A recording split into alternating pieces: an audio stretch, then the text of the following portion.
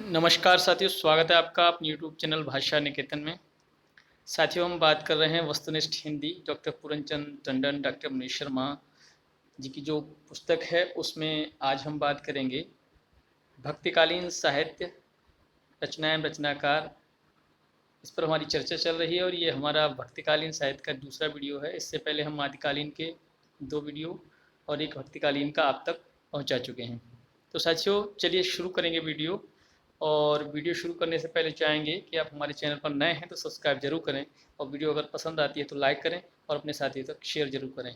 और हम कोशिश कर रहे हैं कि आपकी जो परीक्षा है पीजीटी टीजीटी, उसमें जो आपकी ये हिंदी से संबंधित जितने भी आपके क्वेश्चंस और रहेंगे और आपकी जितनी पुस्तकें एक दो हैं जो महत्वपूर्ण है वस्तुनिष्ठ की, वो सब हम आपके इस चैनल पर कंप्लीट करा दें। तो चलिए आज का आपका सेशन शुरू करेंगे। तो आपका पहला सवाल है इसमें आज का कि ईश्वर का विरह ही किस मत के भक्तों की प्रधान संपत्ति है। ईश्वर का विरह ही किस मत के भक्तों की प्रधान संपत्ति है, आपको बताना है। ये जितने भी ऑप्शन हैं, सूफी मत, सिख मत, निर्गुण मत या सगुण मत, आप बताइएगा इसमें से कौन सा आपका उत्तर होगा। तो इसमें जो उत्तर है वो है सूफी मत। कौन सा? सूफी मत। तो चलिए देखते हैं अगला प्रश्न। सुजान किस प्रेमाख्यान काव्य का नायक है? सुजान मृगावती का, चित्रावली का, हंस जवाहिर का या मधुमालती का? सुजान किस प्रेमाख्यान काव्य का नायक है, तो आपको बताना है। तो ये साथियों हो जाएगा आपका चित्रावली का। किसका? चित्रावली का। अगला प्रश्न है, रामानंद जी ने अपनी गुरु परंपरा का उल्लेख किस ग्रंथ में किया है? रामानंद जी ने अपनी गुरु परंपरा का उल्लेख किस ग्रंथ में किया है? वैष्णव, मताब्ज, भास्कर, जानकी मंगल, गोसंकट या श्री रामार्जन पद्धति? रामानंद जी ने अपनी गुरु परंपरा का उल्लेख किस ग्रंथ में किया है, तो आपको बताना है साथियों। तो ये हो जाएगा आपका श्री रामार्जन पद्धति। अगला प्रश्न है, भक्तमाल के रचयिता कौन है? कुम्मन दास, नावादास, नारायण दास या कृष्णदास? तो साथियों इसमें से आपको ऑप्शन बताना है कौन सा हो जाएगा। तो ये आपका साथियों हो जाएगा नावादास। कौन सा हो जाएगा? नावादास। चलिएगा अगला आपका प्रश्न है, राम रक्षा स्तोत्र के रचयिता कौन है? राम रक्षा स्तोत्र के रचयिता कौन है? तो साथियों इसमें ऑप्शन है रामानुज, तुलसीदास, रामानंद या सूरदास। तो जो आपका ऑप्शन सही है वो आपका इसमें से हो जाएगा साथियों रामानंद। कौन हो जाएगा? रामानंद। चलिए देखते हैं आपका अगला प्रश्न क्या है। अगला प्रश्न है, वैष्णव भक्ति के प्रतिष्ठापक आचार्य कौन है? वैष्णव भक्ति के प्रतिष्ठापक आचार्य कौन है? रामानुज, तुलसीदास, कबीर या रामानंद? तो इनमें से ऑप्शन आपका सही हो जाएगा साथियों रामानुज। कौन हो जाएगा? रामानुज। अगला प्रश्न है आपका, किस आदि काव्य के राम कथा का मूल स्रोत माना जाता है? किस आदि काव्य को राम कथा का मूल स्रोत माना जाता है? रामचरितमानस, वाल्मीकि रामायण, जानकी मंगल या पार्वती मंगल? आपका उत्तर कौन सा सही हो जाएगा? तो साथियों ये आपका दूसरा वाल्मीकि रामायण का आपको राम कथा का मूल स्रोत माना जाता है। अगला प्रश्न है आपका, अष्टयाम के रचनाकार कौन है? कौन है इनमें से? नावादास, कृष्णदास, परमानंद दास या अग्रदास? आपको बताना है इनमें से कौन से हो जाएंगे। तो साथियों अष्टयाम नावादास। अगला प्रश्न आपका, अंगद पैज काव्य के रचनाकार हैं? अंगद पैज काव्य के रचनाकार हैं सूरदास, तुलसी, ईश्वरदास या कबीर? अंगद पैज। तो अंगद पैज के रचनाकार कौन हो जाएंगे? तो साथियों ये हो जाएगा आपका ईश्वर दास। अगला प्रश्न है, तुलसी चरित रचना किसकी है? तुलसी चरित रचना किसकी है? रघुवर दास, नरहर दास, बेनी माधव या तुलसीदास? कौन सी? तुलसी चरित। तुलसी चरित किसकी रचना है साथियों? तो तुलसी चरित आपकी रघुवर दास की रचना है। किसकी? रघुवर दास। चलिएगा आपका अगला प्रश्न है, मूल गोसाई चरित के रचनाकार कौन है? मूल गोसाई चरित के रचनाकार कौन है? रघुवर दास, बेनी माधव दास, तुलसी या मीराबाई? मूल गोसाई चरित के रचनाकार कौन है? तो बेनी माधव दास। अगला प्रश्न है, तुलसीदास जी के गुरु का क्या नाम था? तुलसीदास जी के गुरु का क्या नाम था? नरहरयानंद, बेनी माधव, रामानुज या रहीम? तुलसीदास जी के गुरु का नाम क्या था? आपको बताना है साथियों। तो तुलसीदास जी के जो गुरु थे वो आपके थे नरहरयानंद। ठीक है साथियों। अगला प्रश्न है, आचार्य शुक्ल ने तुलसी रचित ग्रंथों की संख्या मानी है। आचार्य शुक्ल ने तुलसी रचित ग्रंथों की संख्या कितनी मानी है? 15, 7, 12 या 20? तो साथियों इनमें से आपको ऑप्शन बताना है कितनी मानी है संख्या। तो ये हो जाएगा आपका ऑप्शन तीसरा 12। अगला प्रश्न है आपका, भारत वर्ष का लोक नायक वही हो सकता है कि जो समन्वय करने का अपार धैर्य लेकर आया हो। ये तुलसी के संदर्भ में उपरोक्त पंक्ति के रचनाकार कौन हैं? तो बताना है आपको, भारतवर्ष का लोकनायक वही हो सकता है जो समन्वय करने का अपार धैर्य लेकर आया हो। तुलसी के संदर्भ में उपरोक्त पंक्तियां किसकी हैं? तो ये हैं डॉक्टर नगेंद्र की, आचार्य शुक्ल, धीरेन्द्र वर्मा या हजारी प्रसाद द्विवेदी। आपको बताना है इन ऑप्शन में से कौन सा सही हो जाएगा। तो साथियों ये हो जाएगा आपका हजारी प्रसाद द्विवेदी। किसकी? हजारी प्रसाद द्विवेदी की ये पंक्तियां हैं। चलिएगा अगला प्रश्न देखते हैं। अगला प्रश्न साथियों, भक्तमाल का रचना काल माना गया है। भक्तमाल का रचना काल माना गया है 1550, 1530, 1596 या 1600। तो इनमें से आपके ऑप्शंस में कौन सा सही हो जाएगा साथियों? तो ये हो जाएगा आपका 1596। अगला प्रश्न, सुरतीय नरतीय सब चाहत अस होय, सुरतीय नरतीय सब चाहत अस होय पंक्ति के रचनाकार कौन है? तुलसी, कबीर, रहीम या देव? तो इनमें से आपका सही उत्तर हो जाएगा साथियों कौन सा? आपका तुलसी। सुरतीय नरतीय सब चाहत अस होय तुलसी। अगला प्रश्न है, लाज न लागत आपको दौरे आहू साथ, धिक धिक ऐसे प्रेम को कहा कहो मैं नाथ। ये पंक्तियां किसके हैं? तो आप बताना है, मीराबाई, रत्नावली, पद्मावती या घनानंद? किसकी ये पंक्तियां हैं आपको बताना है। तो साथियों ये पंक्तियां जो हैं वो आपको याद रखना है, रत्नावली।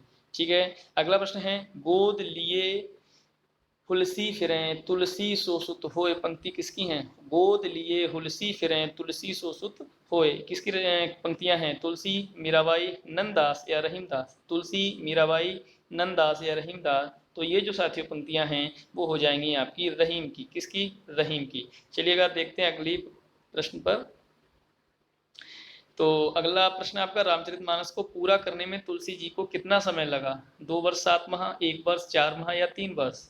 रामचरितमानस को पूरा करने में तुलसीदास जी को कितना समय लगा है? तो साथियों 2 वर्ष 7 माह, 2 वर्ष 7 माह। अगला प्रश्न है, तुलसीदास जी ने रामचरितमानस की रचना किस पद्धति पर की है? गीत पद्धति, कवित सवैया पद्धति, दोहा चौपाई पद्धति या छप्पे पद्धति? तो बड़ा सरल ही सा प्रश्न है ये साथियों। तो इसमें आपका ऑप्शन सही हो जाएगा दोहा चौपाई पद्धति। तो चलिएगा देखते हैं अगला प्रश्न, गीत पद्धति पर तुलसी ने कौन सी रचना की है? जानकी मंगल, विनय पत्रिका, रामलला नहुछु या रामचरित मानस? तो साथियों इसमें से आपका हो जाएगा कौन सा हो जाएगा सही? ये विनय पत्रिका आपकी गीत पद्धति पर आधारित है। ठीक है साथियों, गीत पद्धति पर आधारित है आपका विनय पत्रिका। तो आपका दूसरा ऑप्शन सही है। अगला प्रश्न है, रीझी आपनी बूझी पर खीजी विचार विहीन, ते उपदेश न मानही मोह महोदधि मीन? दोहा किसका है ये बताना है आपको। रीझी आपनी बूझी पर खीजी विचार विहीन, किसका ये दोहा है? तुलसी, कबीर, रहीम या रामानंद? तो ये साथियों हो जाएगा आपका, किसका हो जाएगा? तुलसी का है। अगला प्रश्न है आपका, तुलसीदास को कलिकाल का वाल्मीकि किसने कहा है? तुलसीदास को कलिकाल का वाल्मीकि किसने कहा है? रामचंद्र शुक्ल, गिरियशन, स्मिथ या नावादास? तुलसीदास को कलिकाल का वाल्मीकि किसने कहा है आपको बता देना है। तो साथियों ये हो जाएगा आपका, नावादास ने तुलसीदास जी को कलिकाल का वाल्मीकि कहा है। तो चलिएगा अगला प्रश्न है आपका, रामचरितमानस में कितने कांड हैं? तो रामचरितमानस में साथियों आपको बता देने कितने कांड हैं? 7, 5, 9, 10। तो ये तो 7 ही हैं। और अगला प्रश्न है, तुलसीदास जी उत्तरी भारत की समग्र जनता के हृदय मंदिर में पूर्ण प्रेम प्रतिष्ठा के साथ विराज रहे हैं। ये पंक्ति किसकी हैं? हजारी प्रसाद द्विवेदी, रामचंद्र शुक्ल, डॉक्टर नगेंद्र या रामविलास वर्मा? तो साथियों ये जो पंक्तियां हैं ये आपकी हैं रामचंद्र शुक्ल की। अगला प्रश्न है, राम को रूप निहारत जानकी, कंकन के नग की परिछाई, पंक्ति तुलसी के किस ग्रंथ से ली गई हैं? विनय पत्रिका, रामचरितमानस, कवितावली या गीतावली? ये पंक्तियां किस ग्रंथ की हैं तुलसीदास जी के? तो याद रखना है साथियों, ये जो पंक्तियां हैं वो हैं कवितावली की, कि राम को रूप निहारत जाने की किंकन की नग की परछाई। और बैराग्य संदीपनी किस कवि की रचना है? बैराग्य संदीपनी किस कवि की रचना है? आपको बताना है, तुलसीदास, कबीर, वियोगी हरिहरदास। बैराग्य संदीपनी किसकी रचना है साथियों? तो ये हो जाएगी बैराग्य संदीपनी तुलसीदास जी की रचना है। ठीक है साथियों, चलिए देखते हैं अगला प्रश्न। अगला प्रश्न है हमारा, गोस्वामी तुलसीदास ने अपने विश्व प्रसिद्ध महाकाव्य रामचरितमानस को किस भाषा में रचा है? तो ये साथियों ब्रजभाषा, अवधी, खड़ी बोली, राजस्थानी।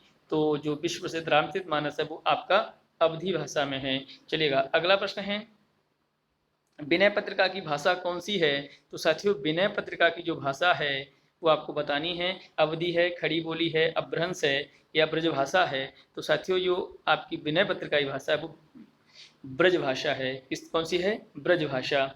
अगला प्रश्न है, बरवे रामायण में कितने कांड और कितने छंद हैं? बरवे रामायण में कितने कांड और कितने छंद हैं आपको बताना है साथियों। बरवे रामायण 2 कांड 70 छंद हैं, 5 कांड 30 छंद हैं, 7 कांड 69 छंद हैं या 9 कांड 115 छंद हैं? आपका बरवे रामायण में आपको बताना है। तो ये साथियों आपका हो जाएगा 7 कांड और 69 छंद हैं। अगला प्रश्न है, संत तुलसी की दोहावली में कुल कितने दोहे हैं? संत तुलसी की दोहावली में कितने दोहे हैं? 473, 572, 500 या 372? आपको बताना है संत तुलसी की दोहावली में कितने दोहे हैं। तो साथियों ये आपका हो जाएगा 572। दुल्हन गाबहु मंगल चार, हम घर आए हों राजा राम भरतार। ये पद किसने लिखा है? रामदास, रामानंद, कबीरदास या सूरदास? ये किसका है? तो ये है आपका दुल्हन गावो मंगल चार, हम घर आए हों राजा राम भरतार। तो ये जो हैं ये आपका हो जाएगा कबीरदास। किसका? कबीरदास। चलिएगा देखते हैं अगला प्रश्न, कलिकुटिल जीव निस्तार हित बाल्मीकि तुलसी भयो। पंक्ति किसकी है? नावादास की, अग्रदास की, तुलसीदास की या प्रियादास की? तो ये जो पंक्ति हैं वो किसकी हैं कि कलिकुटिल जीव निस्तार हित बाल्मीकि तुलसी भयो। तो ये जो पंक्तियां हैं साथियों ये आपकी हो जाएगा नावादास। किसकी हैं? नाभादास। चलिएगा देखते हैं अगला प्रश्न। अगला प्रश्न है हमारा कि रामायण महानाटक के रचयिता कौन है? रामायण महानाटक रामचरण दास, प्राणचंद्र चौहान, हरिचरण दास या जानकी प्रसाद? तो राम भक्ति मार्ग के अंतर्गत तो रामचरण दास या प्राणचंद्र, इनमें से कौन से हो जाएंगे? तो आपको बताना है। तो ये हो जाएगा आपका प्राणचंद्र चौहान। चलिए अगला प्रश्न है, राम भक्ति मार्ग के अंतर्गत श्रृंगारी भावना के प्रवर्तक थे। राम भक्ति मार्ग के अंतर्गत श्रृंगारी भावना के प्रवर्तक थे हरिचरण दास, जानकी प्रसाद, रामचरण दास या तुलसीदास? तो इसमें से आपका कौन सा हो जाएगा? तो साथियों ये हो जाएगा रामचरण दास। अगला प्रश्न है, सीताराम को युगल सरकार का संबोधन कौन से मत के लोग करते हैं? युगल सरकार सीताराम को तो हरिदासी शाखा, सखी संप्रदाय, श्री संप्रदाय या सुखी संप्रदाय? तो आपको बताना है ये जो युगल सरकार कहा जाता है वे कौन से संप्रदाय के लोग उनका संबोधन करते हैं? तो याद रखना है साथियों ये स्वसुखी शाखा के जो लोग हैं वो युगल सरकार सीताराम को कहते हैं। नावादास जी के गुरु का क्या नाम था? नावादास जी के गुरु का नाम अग्रदास था, अग्र अली था या प्रियादास था या नंददास था? नाभादास के गुरु का नाम तो साथियों ये था अग्रदास। चलिएगा अगला प्रश्न है, भक्तमाल के टीकाकार निम्न में से कौन है? भक्तमाल के टीकाकार नाभादास, प्रियादास, अग्रदास या तुलसीदास? नाभादास, प्रियादास, अग्रदास या तुलसीदास? भक्तमाल के कवि कौन से हैं आपको बताना है साथियों। तो ये हो जाएगा आपका प्रियादास। कौन सा? प्रियादास। चलिएगा आपका अगला प्रश्न है, रास पंचाध्यायी के रचयिता निम्न में से कौन है? रास पंचाध्यायी तुलसीदास, नंददास, अग्रदास या प्रियदास? तो साथियों ये हो जाएंगे आपके अग्रदास। अगला प्रश्न है, भक्तनामावली किसकी रचना है? ध्रुवदास, नावादास, प्रियदास या नंददास?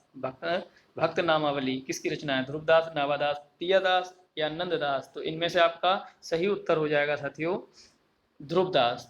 अगला प्रश्न है, निम्नलिखित में से भक्ति आंदोलन को लोक जागरण किसने कहा? भक्ति आंदोलन को लोक जागरण किसने कहा? अज्ञे जी ने, हजारी प्रसाद द्विवेदी जी ने, नगेंद्र ने या गियरसन ने? किसने कहा है लोक जागरण को, भक्ति आंदोलन को लोक जागरण किसने कहा है? तो साथियों ये जो ऑप्शन है आपका सही हो जाएगा हजारी प्रसाद द्विवेदी जी ने। अगला प्रश्न है, बुद्धदेव के बाद भारत के सर्वाधिक बड़े लोक नायक तुलसी हैं, ये पंक्तियां किसकी हैं? बुद्धदेव के बाद भारत के सर्वाधिक बड़े लोक नायक तुलसी हैं, ये किसकी पंक्ति हैं? तो हजारी प्रसाद द्विवेदी, नगेंद्र, गियरसन या आचार्य शुक्ल? तो साथियों याद रखना है ये आपका हो जाएंगी गियरसन। ये गियरसन ने कहा है कि बुद्धदेव के बाद भारत के सर्वाधिक बड़े लोक नायक तुलसी हैं, ये गियरसन ने कहा है। आपको याद रखना है ये गियरसन का कथन है साथियों। चलिए देखते हैं आपका अगला प्रश्न क्या है। आपका अगला प्रश्न है कि रामचरितमानस में वक्ता श्रोता युग्म कितने हैं? रामचरितमानस में वक्ता श्रोता युग्म कितने हैं? 2, 3, 5, 4। 2, 3, 5, 4 रामचरितमानस में वक्ता श्रोत युग्म कितने हैं? तो साथियों इसमें आपके हैं 4। अगला प्रश्न है, रामचरितमानस की रचना का आरंभ किस क्षेत्र से हुआ है? अयोध्या, सोरों, वृंदावन या श्रीलंका? अयोध्या, सोरों, वृंदावन या श्रीलंका? रामचरितमानस की रचना का आरंभ किस क्षेत्र से हुआ है? तो साथियों याद रखना है अयोध्या से हुआ है। अगला, चारऊ फल मानत चारऊ चढ़को, पंक्ति किसकी है? चारऊ फल मानत चारऊ चढ़को, केशवदास, तुलसी, कबीरदास या नंददास? ये पंक्तियां किसकी हैं? तो याद रखना है साथियों ये है आपकी तुलसी की। अगला प्रश्न है, जायसी को महाकवि के रूप में किस आलोचक ने प्रतिष्ठित किया? जायसी को महाकवि के रूप में किस आलोचक ने प्रतिष्ठित किया है? तो साथियों ये आपके नंददुलारे वाजपेयी, नगेंद्र, रामचंद्र शुक्ल या धीरेन्द्र वर्मा? तो इनमें से आपका ऑप्शन सही है रामचंद्र शुक्ल। अगला प्रश्न है, 84 वैष्णव की वार्ता के रचयिता कौन है? गोकुलदास, नंददास, अग्रदास या प्रियादास? 84 वैष्णवन की वार्ता के रचयिता कौन हैं? तो साथियों गोकुलदास। कौन है? गोकुलदास। चलिएगा देखते हैं आपका अगला प्रश्न क्या है। अगला प्रश्न है, 252 वैष्णव की वार्ता के रचनाकार कौन है? 252 की? तो नंददास, गोकुलदास, तुलसीदास या प्रियादास? 252 की आपको बताना है तो गोकुलदास ही हैं। अगला प्रश्न है, अग्रदास की भक्ति किस भाव की है? श्रृंगार भाव की, वात्सल्य भाव की, दास्य भाव की या माधुर्य भाव की? अग्रदास की भक्ति किस भाव की है? तो साथियों ये है माधुर्य भाव की। तुलसीदास की भक्ति किस भाव की है? आपको बताना है माधुर्य, साक्ष्य भाव, दास्य भाव या निर्वेद भाव? तो जो तुलसीदास जी की भक्ति है वो दास्य भाव की है। पराधीन सपने सुख नाही उक्ति किसकी है? कबीरदास, रैदास, सूरदास या तुलसीदास? पराधीन सपने सुख नाही ये किसकी पंक्ति हैं? तो साथियों ये तुलसीदास की हैं। किसकी हैं? तुलसीदास जी की ये पंक्ति हैं। अगला प्रश्न है आपका, साखी सवदी दोहरा कवि कहिनी उपखान और भक्ति निरूपहि भक्ति कले निंदहि वेद पुराण, ये पंक्तियां किसकी हैं? आपको बताना है ये पंक्तियां किसकी हैं। तुलसीदास की, रसखान की, कबीर या रैदास? तो ये आपका इसमें आपका ऑप्शन हो जाएगा सही तुलसीदास की हैं। साखी सवदी दोहरा कवि कहिनी उपकान और भगत निरूपहि भगत कल निंदहि वेद पुराण। अगला प्रश्न है, मातु पिता जग जाई तज्जो विधिहु न लिख्यो कुछ भाल भलाई, ये पंक्तियां तुलसी के किस काव्यग्रंथ से ली गई हैं? विनय पत्रिका, कवितावली, गीतावली या रामचरितमानस? तो साथियों ये आपका ऑप्शन सी हो जाएगा कवितावली की पंक्तियां हैं। मातु पिता जग जाय तज्यो और विदह्यु न लिख्यो कुछ भाल भलाई। अगला प्रश्न है, लोटा तुलसीदास को लाख टका को मोल, पंक्ति किसकी है? लोटा तुलसीदास को लाख टका को मोल, अग्रदास की, होलराय की, प्रियादास की या रहीमदास की? तो साथियों ये आपका सही हो जाएगा होलराय की। अगला आपका प्रश्न है, देखते हैं अगला प्रश्न। अगला प्रश्न है आपका, जाके प्रिय न राम वैदेही सो नर तजीव कोटि बैरी सम जदपि परम सनेही, ये तुलसी के किस काव्य ग्रंथ की उक्ति हैं? रामचरितमानस, कवितावली, विनय पत्रिका या दोहावली? ये किसकी हैं? तो आपको याद रखना है साथियों ये आपकी जो हो जाएंगी ये आपकी हैं विनय पत्रिका की। अगला प्रश्न है, तुलसी का सारा काव्य समन्वय की विराट चेष्टा है, ये है वक्तव्य किसके के रचयिता कौन है? तुलसी का सारा काव्य समन्वय की विराट चेष्टा है। यह वक्तव्य किसका है? डॉक्टर नगेंद्र, आचार्य शुक्ल, रामविलास शर्मा या हजारी प्रसाद द्विवेदी। आपको बताना है ऑप्शन कौन सा सही हो जाएगा, तो हजारी प्रसाद द्विवेदी। चलिएगा देखते हैं अगला प्रश्न।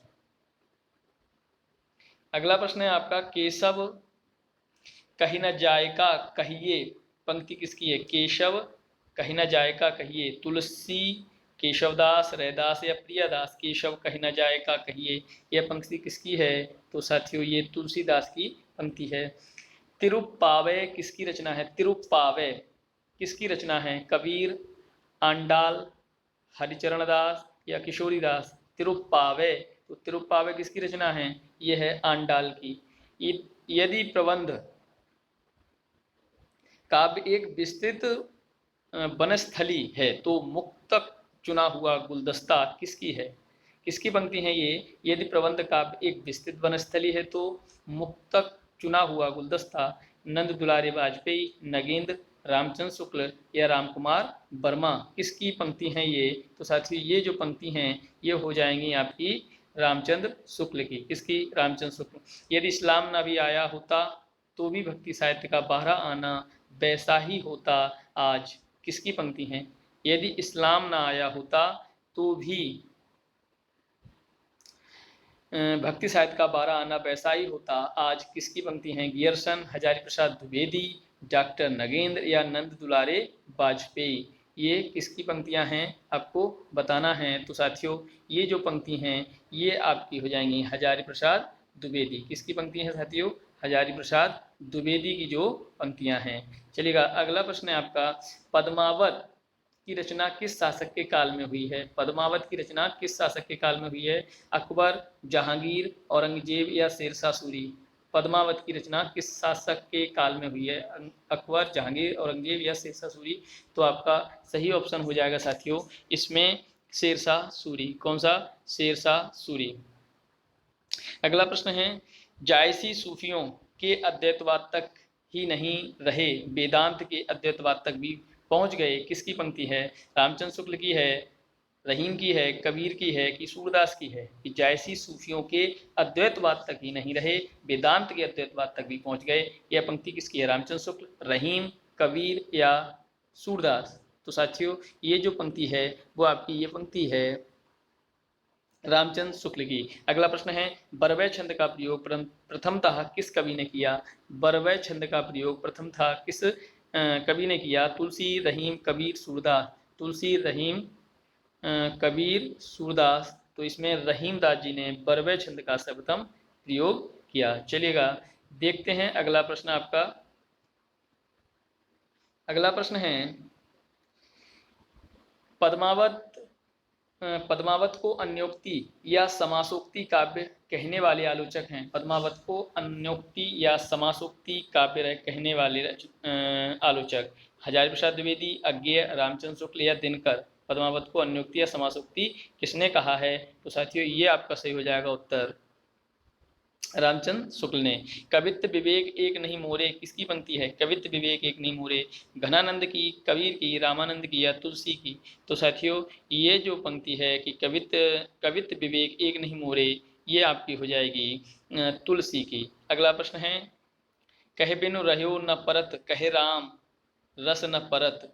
पंक्ति तुलसी के किस काव्य ग्रंथ की है? तो साथियों रामचरितमानस की, दोहावली की, गीतावली की या विनय पत्रिका की। कि कहे बिन रह्यो न परत, कहे राम रस न परत। तो ये पंक्ति जो है साथियों ये हो जाएगी विनय पत्रिका की। अगला प्रश्न है कि योग चिंतामणि किसकी रचना है? कि शंकराचार्य, रामानुज, रामानंद या बल्लवाचार्य। तो साथियों ये जो पंक्ति है, ये जो रचना है योग चिंतामणि, ये रामानंद जी की है। चलिएगा देखते हैं अगला प्रश्न। तो साथियों अगला प्रश्न है, रामचरितमानस की रचना गोसाई जी ने कब प्रारंभ की? 1580 में, 1574 में, 1800 में या 1600 में?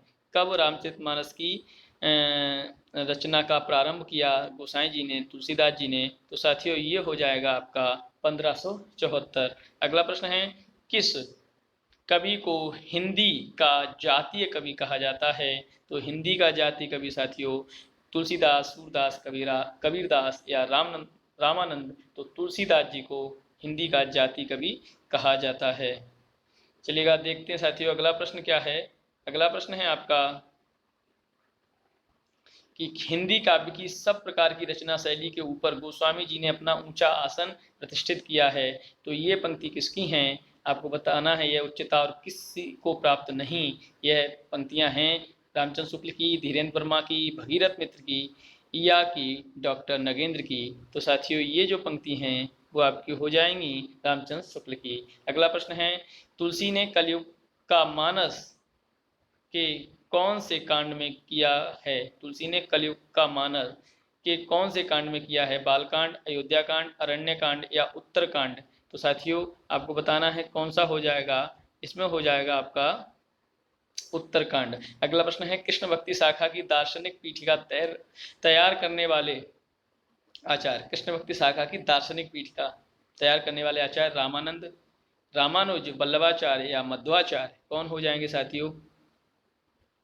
तो ये हो जाएंगे आपके वल्लभाचार्य। अगला प्रश्न है, वल्लभाचार्य द्वारा प्रवर्तित मार्ग को क्या कहते हैं, अद्वैतवाद, पुष्टि मार्ग, राजमार्ग या दास्य मार्ग। क्या कहते हैं आपको बताना है, वल्लभाचार्य द्वारा प्रवर्तित मार्ग को क्या कहते हैं। तो साथियों पुष्टि मार्ग कहते हैं। चलिए देखते हैं अगला प्रश्न क्या है।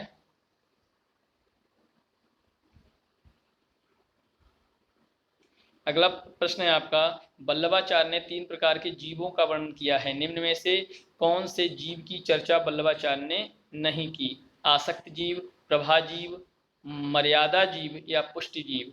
तो साथियों इसमें आपको बताना है कौन से जीव की नहीं की है। तो आपका साथियों ये हो जाएगा उत्तर, आसक्त जीव की बात नहीं की है वल्लभाचार्य ने 3 प्रकार के जीवों में। तो अगला है, अष्टछाप की स्थापना किस वर्ष हुई। अष्टछाप की 1556, 1565, 1442 ईस्वी या 1585। अष्टछाप की रचना कब हुई है तो बताना है। तो साथियों ये है 1565 ईस्वी। अगला प्रश्न है आपका, अष्टछाप की स्थापना किसने की, वल्लभाचार्य ने, रामानंद ने, विठलनाथ ने या रामानुज ने। किसने अष्टछाप की रचना की है। तो साथियों अष्टछाप की रचना जो की है वो की है विठलनाथ ने। अगला प्रश्न है, सूरदास किसके शिष्य थे। तो सूरदास विठलनाथ के, चतुर्दास के, परमानंद दास के या वल्लभाचार्य के। सूरदास किसके शिष्य थे। तो साथियों सूरदास थे आपके वल्लभाचार्य के। चलिएगा अगला प्रश्न देखते हैं, नंददास किसके शिष्य थे। नंददास वल्लभाचार्य के, सूरदास के, विठलनाथ के या परमानंद दास के। नंददास किसके शिष्य थे। तो साथियों नंददास थे आपके विठलनाथ के। अगला प्रश्न है, अष्ट सखाओं के लीलात्मक स्वरूप स्वरूप आदि का विस्तार पूर्वक उल्लेख किस ग्रंथ में मिलता है। अष्ट शाखाओं के लीलात्मक स्वरूप आदि का विस्तार पूर्वक उल्लेख, रस प्रकाश, भाव प्रकाश, भक्त नामावली या भक्तमाल, किस में मिलता है। अष्ट शाखाओं का लीलात्मक रूपादि। तो ये साथियों मिलता है आपका भाव प्रकाश। पूर्व मीमांस भाष्य के रचनाकार कौन है। पूर्व मीमांस भाष्य के वल्लभाचार्य, जैमिनी, पतंजलि या कणाद कौन होंगे पूर्व मीमांस भाष्य के। तो साथियों ये हो जाएंगे आपके वल्लभाचार्य। अगला प्रश्न है, सूरदास का जन्म कहाँ हुआ। सिहीग्राम, मथुरा, दिल्ली, वृंदावन। सूरदास का जन्म कहाँ हुआ है आपको बताना है साथियों, ये हो जाएगा सिहीग्राम। अगला प्रश्न है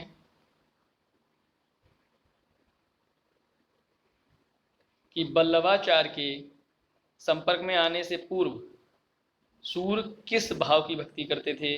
सख्य भाव, माधुर्य भाव, वात्सल्य भाव या दास्य भाव। वल्लभाचार्य के संपर्क में आने से पूर्व सूर किस भाव की भक्ति करते थे। तो साथियों ये हो जाएगा आपका दास्य भाव की। अगला प्रश्न है कि विमल बुद्धि गुण और की जो वह गुण श्रवणन धरे, सूर कवि सुन कौन कवि जो नहीं सिर्फ चालन करे। ये पंक्तियां किसकी हैं तो आपको बताना है, ये पंक्तियां आपकी किसकी हैं। तो ये पंक्तियां जो हैं वो हैं नाभा दास की, कि विमल बुद्धि गुण और की जो यह गुण श्रवणन धरे, सूर कवित्व सुने कौन कवि जो नहीं सिर चालन करे। तो ये सूर जो है, यहाँ जो सूर का नाम लेकर सूरदास समझेंगे, लेकिन ये नावादास की पंक्तियां हैं। तो साथियों आशा करते हैं आज का सेशन आपको पसंद आया होगा। अब तक हमारे भक्तिकालीन साहित्य में कुल 171 प्रश्न हम करवा चुके हैं और आगे लगभग 1 या 2 वीडियो अधिकतम, इनमें हम आपका भक्तिकालीन भी जो टॉपिक है वो भी हम आपका समाप्त कर देंगे। कोशिश यही है कि हम जल्द से जल्द आपके अधिक से अधिक आपका सिलेबस करवा दें, जिससे आपको आसानी रहे, दोबारा रिवीजन भी कर लेंगे। तो चलिएगा साथियों, आपको अगर वीडियो पसंद आया है, सेशन पसंद आया है तो लाइक करें, और आपको अगर हम यही कहेंगे सब्सक्राइब नहीं किए हमारे चैनल को सब्सक्राइब कर लें, ताकि आपको वीडियो आने वाली आपको मिलती रहे। चलिएगा फिर मिलेंगे अगले वीडियो के साथ, तब तक के लिए नमस्कार, धन्यवाद, शुभ रात्रि।